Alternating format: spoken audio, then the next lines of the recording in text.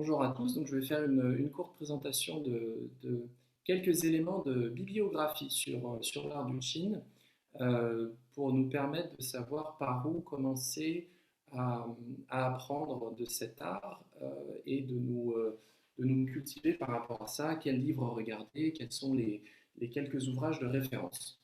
Alors, je vais présenter pour ça 5 minutes, les sources primaires, les sources secondaires et quelques enregistrements de référence. Pour les sources secondaires en langues occidentales, je conseillerais à nos amis de commencer par ces deux ouvrages qui pour moi sont un petit peu datés mais restent incontournables et très pertinents pour avoir une approche assez globale. L'ouvrage de gauche, le Van Molik, est vraiment une référence absolue en la matière. Et l'ouvrage de droite, qui est un mémoire donc publié dans les années 90, porte sur la traduction de deux textes principaux, le Qingfu de Tikrang et le Xizhang Qinghuang de Xu Shanying, qui sont vraiment deux étapes majeures dans l'esthétique de cet art et qui a le bénéfice d'être traduit magnifiquement en français. Donc voilà, ce sont deux ouvrages qui sont accessibles. Pour ce qui est des manuels contemporains, donc ce n'est qu'une proposition, hein, ce n'est absolument pas exhaustif. Voilà, nous utilisons lorsque nous apprenons le Qi des manuels tels que Gu Qing Xu Ji, 或者李香婷老师的使用教程, etc., 或者戴小莲老师的演奏谱. Tout ça, ce sont des manuels que nous utilisons aujourd'hui avec une portée, parfois avec une portée, une notation chiffrée, et évidemment les tablatures. Euh, voilà, donc ce sont de bons manuels parmi d'autres. Pour ce qui est des études, je pourrais conseiller trois ouvrages assez succincts. Le premier, c'est Xu Jian, qui est Qing Shi Chu Bian, qui est vraiment une histoire, un aperçu historique de toutes les grandes étapes de l'art du Qin. Donc c'est un très bon précis, on va dire. Ensuite, un manuel qui vient de sortir en 2020 qui porte sur la théorie musicale sur le Qin. Donc c'est parfois très utile lorsque l'on veut éclaircir voilà, des points particuliers pour ce qui est de la théorie musicale. Et enfin, un ouvrage vraiment incontournable qui a été sorti en 58 en premier, qui porte vraiment sur un index qui permet d'avoir des entrées vers la grande collection de références qui comporte plus de 150 manuels. J'aurai l'occasion d'y revenir. Voilà. Alors, pour les sources primaires, donc cette grande collection de références donc, qui a été rééditée en 2010 en 30 volumes comporte vraiment commence au Tang avec Tie Shudien Yolang, qui est une version manuscrite d'un des plus vieux des airs les plus anciens, jusqu'au XXe siècle. Et en particulier pour ce qui est des méthodes, tous les Qingfu qui commencent de Shenxi Mipu en 1425 jusqu'au XXe siècle, vous avez l'intégralité de la collection. Donc à chaque fois que vous apprenez un nouvel air avec un prof, vous avez par exemple Genju, Lai Yuan, Qingfu, selon la version d'interprétation de, je ne sais pas moi, Wu Jinglue, Li Xiangting, et ça vous permet d'avoir accès à la source primaire à laquelle ces maîtres se sont référés pour faire leur version d'interprétation. Donc ça, c'est une source qui est vraiment indispensable. Et ensuite, pardon, pour finir, quelques sources audiovisuelles de référence. Simplement, je dirais cette référence audio, qu'on appelle communément les lampajang aussi. Vous avez vraiment des enregistrements qui datent des années 50 de toute cette vieille génération qui sont aujourd'hui des monstres sacrés et qui ont vraiment donné un petit peu un standard. Donc, ce n'est pas une norme absolue, mais vraiment une référence incontournable dès lors que l'on souhaite écouter un air. Et enfin, sorti récemment en 2017, l'équivalent de cette collection de références, mais avec cette fois-ci des archives vidéo. Donc ça permet vraiment de voir, comme si on était en face à face, comme si on était presque des élèves de cette vieille génération, et de pouvoir voir la manière dont ils jouaient, leur doigté, vraiment. Donc ce sont vraiment des ouvrages de référence à consulter ou à avoir vu une fois.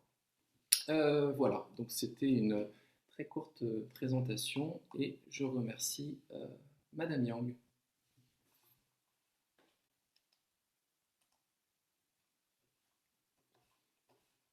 Donc pour la suite，那接下来我就先谈一首，对吧？杨老师，或者如果您要请补充。Simon, j'ai une question là. Donc, quand vous présentez pas mal de livres en français, en français, en chinois, est-ce qu'aujourd'hui, je vois le livre à côté, vous avez marqué, c'est en anglais? Alors, il y a le Van Gogh qui est en anglais. Le seul ouvrage en français. En français, ça n'existe pas. Alors, en français, le seul que je peux recommander, on va dire, ou le premier que je recommanderais, c'est celui de Georges Gormati sur l'art du Qin, avec la traduction du Qingfu, de Tikhang et de Xishan Qinhuang de Xu Shanying. Donc, Georges Gormati, dans les années 90, En a français, traduit, voilà, tout à fait en français. c'est là où on peut trouver, il me semble, on peut trouver chez Yo Feng Shu Dian, 是吗？Oui, Yofeng Shujian, donc la librairie Yofeng à Paris dans le 6e, vous avez.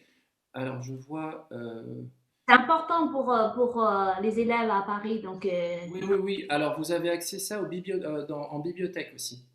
Donc, sur les bibliothèques à Paris, si vous tapez dans des catalogues, il peut y avoir accès. Pour ce qui est de l'ouvrage de Gormati qui n'est plus réédité actuellement, moi j'en ai une version électronique donc que je pourrais faire partager, évidemment.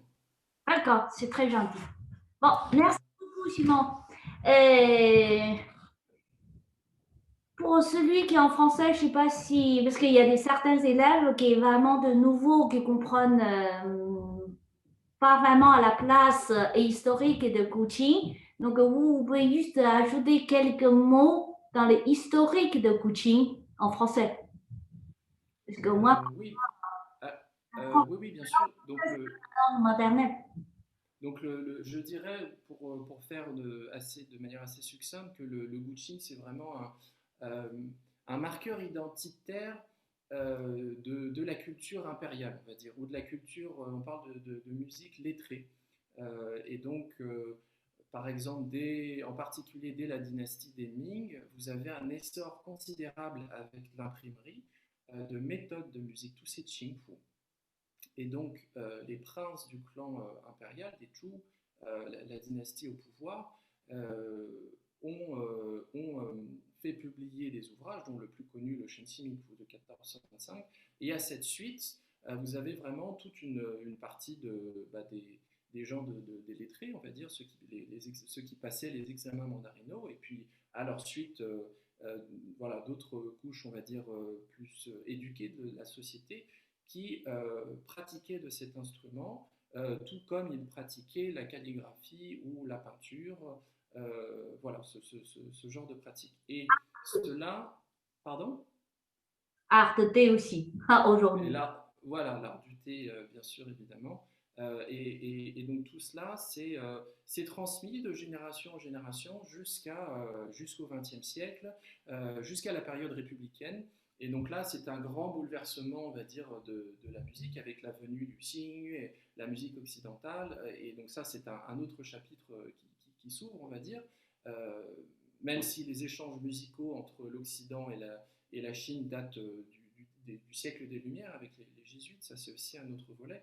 Mais en tout cas, pour ce qui est du Qin, c'est une pratique qui s'est transmise de manière ininterrompue depuis des millénaires, notamment depuis la cristallisation de sa forme qui date des Han de l'Est, donc du 3e siècle après Jésus-Christ, voilà, pour quelques grands repères esthétiques. Et donc l'ouvrage de Gormati, où vous avez le Qingfu de Tikhang, qui se place au 3e siècle après Jésus-Christ, c'est vraiment un apogée esthétique.